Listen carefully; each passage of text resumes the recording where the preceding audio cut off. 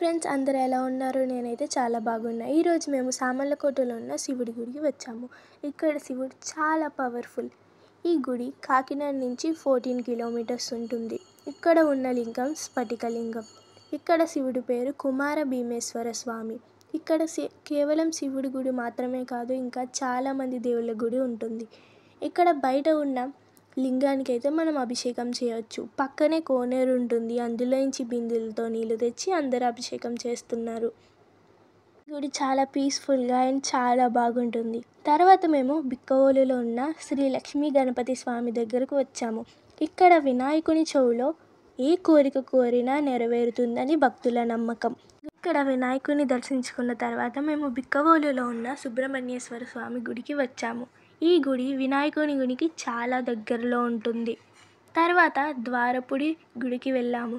ఇక్కడ అయ్యప్ప స్వామి ఇంకా చాలామంది దేవుళ్ళు ఉంటారు.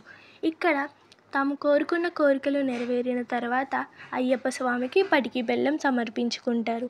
మేము ఇక్కడికి రావడానికి గల ముఖ్య కారణం ఆదియోగి స్టాచ్యూ చూడడానికి.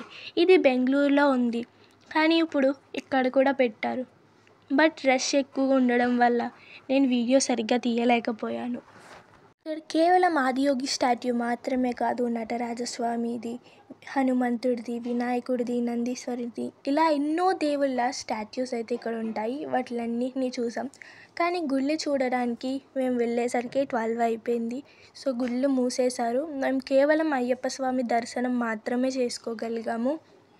తర్వాత అక్కడ భోజనం చేసి ఇంటికి బయలుదేరాము. మేము మార్నింగ్ 8కి బయలుదేరాము. ఇంటికి వచ్చేసరికి 4:30 అయిపోయింది టైం.